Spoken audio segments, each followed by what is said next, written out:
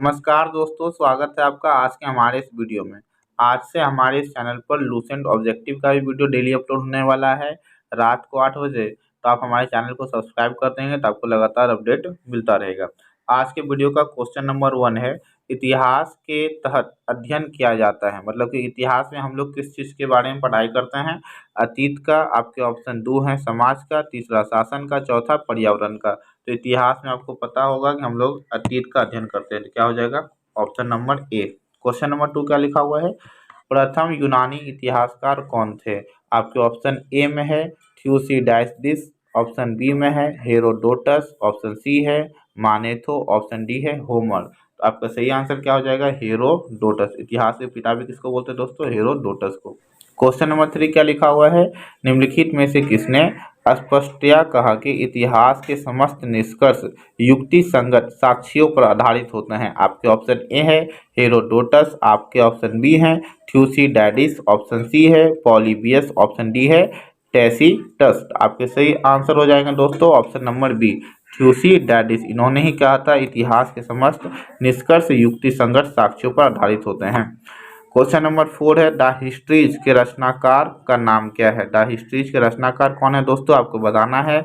आपके option number ए में लिखा हुआ है हेरोडोटस, ऑप्शन बी है मेगास्थनीज, ऑप्शन सी है प्लूटार्क, ऑप्शन डी है प्लिनी। इसका सही आंसर क्या हो जाएगा, ऑप्शन नंबर ए हेरोडोटस।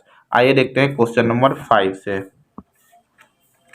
क्वेश्चन नंबर 5 लिखा हुआ है दोस्तों, इतिहास के पिता की पदवी सदी अर्थों में निम्न में से किससे संबंधित है। आपको अभी तुरंत हम बता चुके हैं इतिहास के पिता किसको कहते हैं।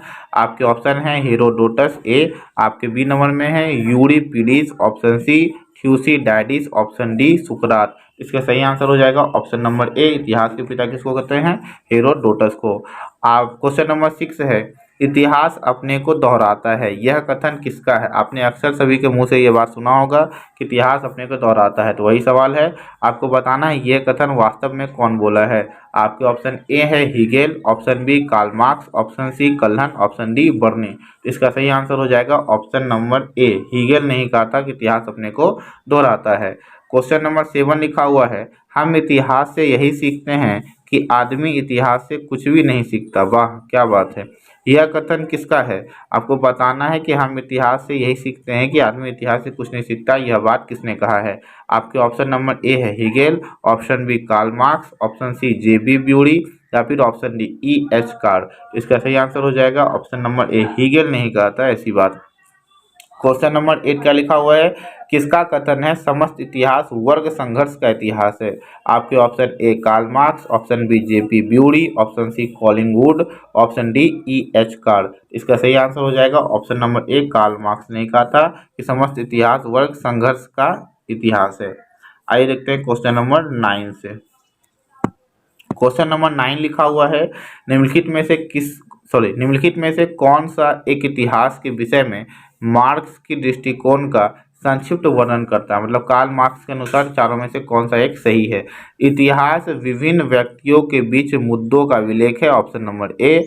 ऑप्शन बी है इतिहास शोषक और शोषित वर्गों के बीच संघर्ष का सिलसिला है, ऑप्शन नंबर सी है इतिहास अतीत के घटनाओं का विश्वसनीय अभिलेख है, ऑप्शन नंबर डी है इनमें से कोई नहीं।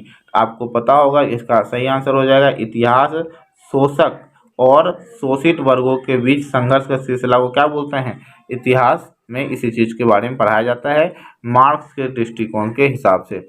सीडीएस में आपका आ चुका है। क्वेश्चन नंबर 10 देखते हैं क्या लिखा हुआ है, निम्नलिखित में से किसने द्वंद्वात्मक भौतिकवाद के सिद्धांत का प्रतिपादन किया। आपके ऑप्शन नंबर ए है Hegel, option number B Marx, option C Engels, option D Lenin. इसका सही आंसर हो जाएगा मार्क्स। मार्क्स नहीं है द्वंद्वात्मक भौतिकवाद के सिद्धांत का प्रतिपादन किया है। क्वेश्चन नंबर 11 लिखा हुआ है, कार्ल मार्क्स ने वर्ग संघर्ष की प्रक्रिया को निम्नलिखित में से किसे सिद्धांत की मदद से समझाया है। आपको बताना है कि वर्ग संघर्ष की प्रक्रिया निम्नलिखित में से किस सिद्धांत की मदद से समझाया गया है। आधुनिक उदारवाद से, अस्तित्ववाद से, या फिर डार्विन के विकासवाद से, या फिर द्वंद्वात्मक भौतिकवाद से। इसका सही आंसर क्या हो जाएगा, द्वंद्वात्मक भौतिकवाद से, जो कार्ल मार्क्स ने ही इस सिद्धांत का प्रतिपादन किया है उसी के अनुसार। तो ऑप्शन नंबर डी इसका सही हो जाएगा। क्वेश्चन नंबर 12 क्या लिखा हुआ है, इतिहास विगत की राजनीति है, यह कथन किसका है? इतिहास विगत की राजनीति है, यह कथन किसका है? आपके ऑप्शन है Stubbs, option B Carlyle, option C Seeley, option D number क्या लिखा है दोस्तों? ट्रेवेलियन। इसका सही आंसर हो जाएगा सीले। सीले ने कहा था कि इतिहास विगत की राजनीति है, विगत मतलब बीता हुआ बात। क्वेश्चन नंबर 13 देखते हैं। लिखा हुआ है सूची 1 को सूची 2 से सुमूलित कीजिए। आपको बताना है सूची 1 में किसने कौन सी बात कही है, वो सूची 2 में लिखा हुआ है। तो आइए इसको हम लोग मिलाते हैं। सबसे नंबर ए में लिखा हुआ है ओकसाट। ओकसाट ने कहा था दोस्तों कि सच यह है कि इतिहास के अतीत वर्तमान के साथ बदलता है, यह कथन ओकसाट ने कहा था। तो पहला का क्या हो जाएगा? 3 हो जाएगा। क्वेश्चन नंबर ऑप्शन नंबर 2 पढ़ते हैं। ट्रेविलियन। ट्रेविलियन क्या कहा था दोस्तों? ट्रेविलियन ने ही कहा था कि इतिहास का महत्व वैज्ञानिक नहीं है। ट्रेविलियन के अनुसार क्या है कि इतिहास का महत्व वैज्ञानिक नहीं है। तो क्या हो जाएगा? बी का 4 हो जाएगा। देखिए इसमें से कौन सा ऑप्शन है? तो ए नंबर इसका ऑप्शन सही हो जाएगा। तो क्या है? कलिंगवुड। कलिंगवुड क्या कहेगा? तो संपूर्ण इतिहास विचारों का इतिहास है। ये कलिंगवुड के अनुसार संपूर्ण इतिहास विचारों का इतिहास है। और लास्ट का 2 नंबर में ब्यूरी। ब्यूरी इतिहास स्वतः मात्र एक विज्ञान है, इससे कम नहीं है और इससे अधिक नहीं है। इसका आंसर क्या हो जाएगा? 3 का ए नंबर। क्वेश्चन नंबर 13 का आंसर क्या हो जाएगा? ए नंबर। आइए देखते हैं क्वेश्चन नंबर 14 को। किस इतिहास दर्शन शास्त्री ने कहा था समस्त इतिहास समकालीन इतिहास है? दर्शन शास्त्र के बारे में नाम बताना है। आपके ऑप्शन यहाँ दिए हुए हैं। Giambattista Vico, option B Benedetto Croce, option C Oswald Spengler, option D Auguste Comte. इसका सही आंसर हो जाएगा दोस्तों बेनेडिटो क्रोचे। क्या हो जाएगा? Benedetto Croce. ठीक है। क्वेश्चन नंबर 15 को देखिए क्या लिखा हुआ है। क्वेश्चन नंबर 15 लिखा हुआ है इतिहास वर्तमान एवं अतीत के बीच अंतहीन वार्ता है, यह कथन किसका है दोस्तों? आपके ऑप्शन है E.H. कार का, ऑप्शन बी चार्ल्स फर्थ का, ऑप्शन सी कार्ल मार्क्स का, या फिर ऑप्शन डी B.N. स्मिथ का। इसका सही आंसर हो जाएगा दोस्तों ऑप्शन नंबर ए E.H. कार का। क्वेश्चन नंबर 16 देखिए। तिथियों के साथ प्रयुक्त होने वाला BC, जैसे पढ़ते थे ना BC AD, तो BC का संक्षिप्त रूप क्या है? फुल फॉर्म क्या है? आपके ऑप्शन है before Christ, option number B British Columbia, option C British counselling, option D booking clerk. इसका सही आंसर क्या हो जाएगा?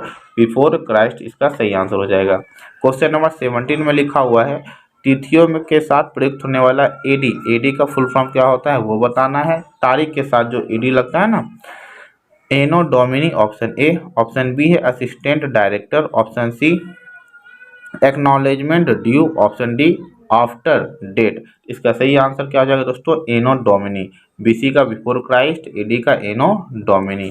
क्वेश्चन नंबर 18 में आ जाइए। क्वेश्चन नंबर 18 क्या लिखा हुआ है? वर्ष 50 ईसा पूर्व। वर्ष 50 ईसा पूर्व का क्या मतलब होता है? यहाँ देखिएगा ईस्वी पूर्व लगा हुआ है, इसका मतलब आपको बताना है।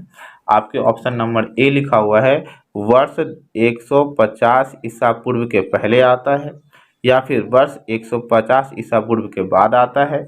ऑप्शन सी लिखा हुआ है जिस वर्ष में वर्ष 150 ईसा पूर्व आता है, मतलब कि जिस वर्ष में ही चल रहा है वह 150 ईसा पूर्व पहले आता है, और फिर जिस दशक में वर्ष है वह 150 पूर्व बाद आता है। इसका सही आंसर हो जाएगा दोस्तों बी, यह 150 ईसा पूर्व के बाद आता है। ईसा पूर्व का मतलब क्या होता है?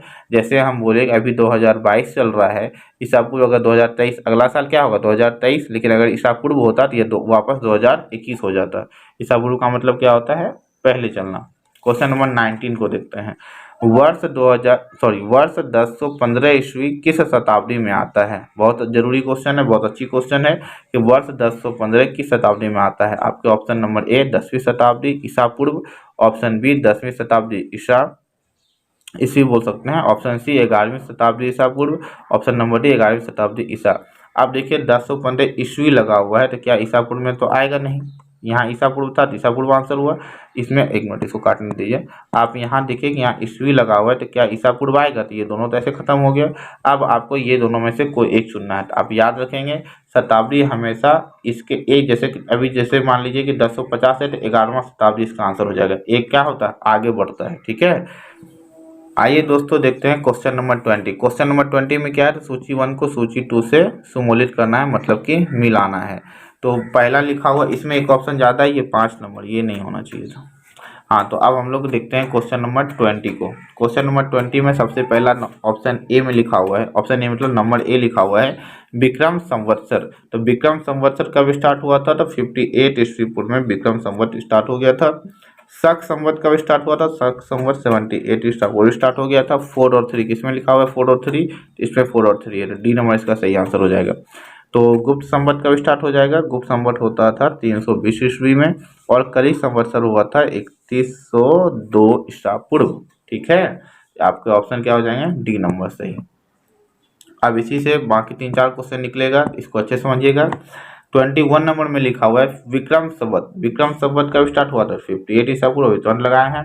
क्वेश्चन नंबर 22 लिखा हुआ है शक संवत का प्रारंभ किस सम्राट के शासनकाल में 78 ईस्वी में हुआ था? शक संवत 78 ईस्वी में हुआ था, ये समझ में आ गया। अब आपको राजा का नाम बताना है। Option number A Ashok, option B Kanishka, option C Harsha, option D Samudragupta. इसका आंसर क्या हो जाएगा? कनिष्क। कौन हो जाएगा? इसका आंसर कनिष्क हो जाएगा। क्वेश्चन नंबर 23 को देखते हैं। क्वेश्चन नंबर 23 लिखा हुआ है भारत का राष्ट्रीय पंचांग किस संवत पर आधारित था? ऑप्शन नंबर ए है आपके करी संवत पर, ऑप्शन बी विक्रम संवत पर, ऑप्शन सी शक संवत पर, ऑप्शन डी इनमें से कोई नहीं।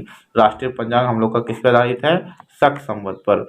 क्वेश्चन नंबर 24, क्वेश्चन नंबर 24 लिखा हुआ है गुप्त संवत को प्रारंभ करने का श्रेय किसे दिया जाता है? मतलब गुप्त संवत को किसने शुरू किया है? आपके ऑप्शन ए हैं चंद्रगुप्त प्रथम, ऑप्शन बी चंद्रगुप्त द्वितीय, option C Chandragupta, option D Skandagupta. आपके सही ऑप्शन हो जाएंगे ए, चंद्रगुप्त प्रथम ने ही गुप्त संवत को शुरू किया है। क्वेश्चन नंबर 25 में आते हैं। चंद्रगुप्त प्रथम ने गुप्त संवत का प्रारंभ किस उपलक्ष्य में कराया? देखिए क्वेश्चन नंबर 24 का आंसर क्वेश्चन नंबर 25 में ही था कि चंद्रगुप्त प्रथम ने ही गुप्त संवत को क्या किया है? प्रारंभ किया है। ठीक है, हम इसको समझते हैं कि किस उपलक्ष्य में कराए थे, क्या कारण था। ऑप्शन नंबर ए है अपने राज्यारोहण के स्मारक के रूप में, ऑप्शन बी शकों के उन्मूलन के उपलक्ष्य में, ऑप्शन डी हुनों को परास्त करने के उपलक्ष्य में, इनमें से कोई नहीं। इसका सही आंसर क्या हो जाएगा? अपने राज्यारोहण के स्मारक याद रखने के रूप में। क्वेश्चन नंबर 26 को देखते हैं। निम्नलिखित कथनों पर विचार कीजिए और नीचे दिए गए कूट में से सही उत्तर चुनिए। सही चुनना है दोस्तों। क्वेश्चन नंबर ऑप्शन ए क्या लिखा हुआ है? विक्रम संवत 58 ईसा पूर्व स्टार्ट हुआ था, ये बिल्कुल सही है। शक संवत 78 ईसा पूर्व, ये भी सही है। गुप्त संवत 319 ईसा पूर्व, ये भी सही है। भारत में मुसलमान शासन का युग 1192, ये बिल्कुल गलत है, ये गलत हो जाएगा। क्या इसका सही आंसर हो जाएगा? 1 2 3 सी नंबर। 26 का क्या आंसर हो जाएगा? C number. आइए देखते हैं 27 नंबर दोस्तों। 27 नंबर में लिखा हुआ है हर्षवर्धन ने 606 ईस्वी में हर्ष संवत की स्थापना किस उपलक्ष्य में कराई थी? ऑप्शन नंबर ए अपने राज्यारोहण के उपलक्ष्य में, ऑप्शन बी कन्नौज पर अधिकार करने के उपलक्ष्य में, ऑप्शन सी सिंध विजय के उपलक्ष्य में, या फिर ऑप्शन डी पूर्व भारत के विजय के उपलक्ष्य में। इसका सही आंसर क्या हो जाएगा दोस्तों? अपने राज्यारोहण के उपलक्ष्य में। क्वेश्चन नंबर 28 में देखिए क्या लिखा हुआ है। निम्नलिखित में से वह कौन सा संवत है जो कलचूड़ियों द्वारा प्रयुक्त किए जाने के कारण कलचूड़ी संवत भी कहलाता है? आपके ऑप्शन है ए विक्रम संवत, ऑप्शन बी शक संवत, ऑप्शन सी त्रैकूटक संवत, ऑप्शन डी इनमें से कोई नहीं। इसका सही आंसर क्या हो जाएगा? त्रैकूटक संवत। ठीक है, क्वेश्चन नंबर 29 को देखते हैं। 29 लिखा हुआ है चालुक्य विक्रम संवत का प्रचलन किसने किया? आपके ऑप्शन है तैलाब द्वितीय, option B Someshvara first, option C Vikramaditya षष्ठ, ऑप्शन डी सोमेश्वर सेकंड। आपके ऑप्शन पता चल गए हैं। इसका सही आंसर क्या हो जाएगा? विक्रमादित्य षष्ठ। विक्रमादित्य सिक्स नहीं, चालुक्य विक्रम संवत का प्रचलन किया था। क्वेश्चन नंबर 30 को देखिए। क्वेश्चन नंबर 30 लिखा हुआ निम्नलिखित में से किसे एक नए संवत चलाने का यश प्राप्त है? आपके option A Dharmapala, option B Devapala, option C Vijayasena, option D Lakshmana Sena. UP PCS में यह सवाल पूछा हुआ है दोस्तों, तो 30 का आंसर हो जाएगा लक्ष्मण सेन, इसका सही आंसर। क्वेश्चन नंबर 31 लिखा हुआ है निम्नलिखित में कौन सा वर्ष दिसंबर 2009 में शक संवत का वर्ष होगा? शक संवत का वर्ष कितना हो जाएगा दोस्तों, ये बताना है। आपके ऑप्शन है 1931, option B 1952, option C 2066, option D 2027। तो 31 का आंसर क्या हो जाएगा? 1931। आप जोड़ सकते हैं कि दिसंबर में 2019 में कितना साल हो जाएगा? 1931 हो जाएगा। क्वेश्चन नंबर 32 को देखते हैं। विक्रम संवत 2070 को ईस्वी संवत में रूपांतरित करने पर मान होगा। 2070 को ईस्वी संवत में रूपांतरित करने पर इसका मान हो जाएगा दोस्तों 2070। ऑप्शन ए 2070 ईसा पूर्व था, ये इसमें ईस्वी लगा हुआ है। ऑप्शन सी है 2013 ईसा पूर्व। ऑप्शन डी में है 2013 ईस्वी। इसका सही आंसर क्या हो जाएगा 2013 ईस्वी हो जाएगा दोस्तों। क्वेश्चन नंबर 33 में आइए, 33 लिखा हुआ है। विक्रम एवं शक संवत के आरंभ के बीच, बहुत जरूरी क्वेश्चन, बहुत जरूरी, VVI। विक्रम एवं शक संवत के आरंभ के बीच कितने वर्ष का अंतर है? आपके ऑप्शन ए 21 वर्ष, option B 78 years, option C 135 वर्ष, ऑप्शन डी 248 वर्ष। इसका सही आंसर हो जाएगा 135 वर्ष का डिफरेंस है दोनों के बीच। ऑप्शन नंबर 34 को देखिए क्या लिखा हुआ है। पुलकेशिन फर्स्ट का बादामी शिलालेख शक वर्ष 465 का दिनांकित है। यदि इसे विक्रम संवत में दिनांकित करना हो तो वर्ष होगा। आपके ऑप्शन ए है 600, option B 300, option C 330, option D 460। इसका सही आंसर हो जाएगा 600। और क्वेश्चन नंबर 35 में चलते हैं। राजस्थान सरकार के कैलेंडर में विक्रम संवत 2063 लिखा हुआ है, जो साके क्या होगा, मतलब शक संवत में इसका क्या होगा? आपके ऑप्शन है 1908 Saka, option B 1918, option C 1928, option D 1938। इसका सही आंसर हो जाएगा ऑप्शन नंबर सी 1928 साके। क्वेश्चन नंबर 36 देखिए। क्वेश्चन नंबर 36 लिखा हुआ है। पुरातत्व के स्तर विन्यास पद्धति निम्नलिखित में से किसको समझने के लिए प्रयुक्त की जाती है? ऑप्शन नंबर ए किसी संस्कृति के विस्तार की सीमा, ऑप्शन बी भौतिक अवशेष की क्रमिक निरपेक्ष, ऑप्शन सी हो जाएगा बस्ती निवासियों का शारीरिक लक्षण, ऑप्शन डी हो जाएगा दुधारू पशुओं की संख्यांकी संपत्ति। इसका सही आंसर हो जाएगा बी भौतिक अवशेष के क्रमिक निक्षेप। क्वेश्चन नंबर 37 बहुत ही जरूरी क्वेश्चन है दोस्तों, इसको अच्छे से याद करेंगे। कार्बन 14 तिथि निर्धारण पद्धति का विकास किसने किया? ऑप्शन ए है आपके Herodotus, option B Hegel, option C BL Smith, option C Willard Libby, option D क्या लिखा हुआ है विल्लड लिब्बी। इसका सही आंसर वही हो जाएगा Willard Libby, option number D. Question number 38 को देखिए क्या लिखा हुआ है। क्वेश्चन नंबर 38 है काष्ठ, अस्थि और शंख के पुरातात्विक नमूनों का काल निर्धारण करने के लिए कौन सा निम्नलिखित में से कौन सा अपनाया जाता है? पद्धति के बारे में बताना है, किससे इसके साल का निर्धारण किया जाता है। ऑप्शन ए है कार्बन 14, ऑप्शन बी है आर्गन 40 आइसोटोप, ऑप्शन सी है स्ट्रोंशियम 90, ऑप्शन डी है यूरेनियम 238। इसका आंसर क्या हो जाएगा कार्बन 14। क्वेश्चन नंबर 39 को समझते हैं। लिखा हुआ है कार्बन डेटिंग निम्न में से आयु निर्धारण हेतु प्रयुक्त होती है। कार्बन डेटिंग किसके आयु निर्धारण के लिए होता है? जीवाश्म का, पौधे का, चट्टान का, या फिर इनमें से कोई नहीं तो होता है किसके लिए? जीवाश्म के लिए होता है। क्वेश्चन नंबर 40 को समझते हैं। क्वेश्चन नंबर 40 लिखा हुआ है प्रागैतिहासिक का अंत एवं इतिहास का आरंभ तब माना जाता है। आपको पता है इतिहास को 3 भाग में बांटा है, आदि ऐतिहासिक, पूर्वैतिहासिक और इतिहास में। आपको बताना है कि कब हम समझेंगे कि प्रागैतिहासिक काल खत्म हो गया और इतिहास स्टार्ट हो गया। ऑप्शन नंबर ए है मानव ने जब चलना सीखा, ऑप्शन डी मानव ने एक दूसरे से बातचीत करना सीखा, ऑप्शन सी मानव ने लिखना सीखा, ऑप्शन डी मानव ने घर बनाकर रहना सीखा। तो इसका सही जवाब हो जाएगा ऑप्शन नंबर सी मानव ने जब लिखना सीखा। Question number 41। क्वेश्चन नंबर 41 में लिखा हुआ है भारत के संदर्भ में इतिहास काल का आरंभ कब से होता है? भारत के संदर्भ में इतिहास काल का आरंभ कब से होता है? आपके ऑप्शन ए 30 लाख ईसा पूर्व से, 3000 ईसा पूर्व से, 600 ईसा पूर्व से, 647 ईसा पूर्व से। इसका सही आंसर हो जाएगा सी 600 ईस्वी पूर्व से। क्वेश्चन नंबर 42 को देखिए क्या लिखा हुआ है। सिंधु सभ्यता को आदि ऐतिहासिक सभ्यता कहा जाता है क्योंकि इसमें यह प्रमाण मिला है। तो आदि ऐतिहासिक कहते हैं सिंधु सभ्यता को, क्यों कहा जाता है? क्योंकि इसमें लेखन मिला है, इसमें तांबा मिला है, इसमें कला मिला है, या फिर इसमें मिट्टी के बर्तन बनाने की कला मिली है। तो इसका हो जाएगा लेखन। क्या हो जाएगा? लेखन मिला है। क्वेश्चन नंबर 43 को देखते हैं लिखा हुआ है शक संवत पर आधारित राष्ट्रीय पंचांग 1 चैत ग्रेगोरियन कैलेंडर से निम्नलिखित तिथियों में किस एक से तदनुरूप होता है? कब स्टार्ट हो जाता है? आपका ऑप्शन है 22 मार्च से, 15 मई से, ऑप्शन सी 31 मार्च से, ऑप्शन डी 21 अप्रैल से। इसका सही आंसर हो जाएगा 22 मार्च से, ए नंबर ऑप्शन। क्वेश्चन नंबर 44 देखिए क्या लिखा हुआ है। किसने इतिहास को प्राचीन, मध्यकालीन और आधुनिक तीनों भागों में बांटकर देखने का रिवाज चलाया?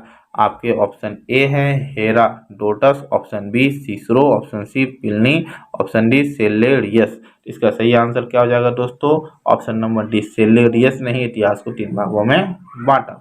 आइए दोस्तों देखते हैं क्वेश्चन नंबर 45। क्वेश्चन नंबर 45 लिखा हुआ है, निम्नलिखित में से किसने गुप्त संवत के प्रारंभ के निर्धारण के संबंध में महत्वपूर्ण सूचना दी? आपके ऑप्शन है फाहियान, ऑप्शन बी है सांग, ऑप्शन सी अल-मसूदी, ऑप्शन डी अल-बिरूनी। इसका सही आंसर हो जाएगा दोस्तों ऑप्शन नंबर डी अल-बिरूनी।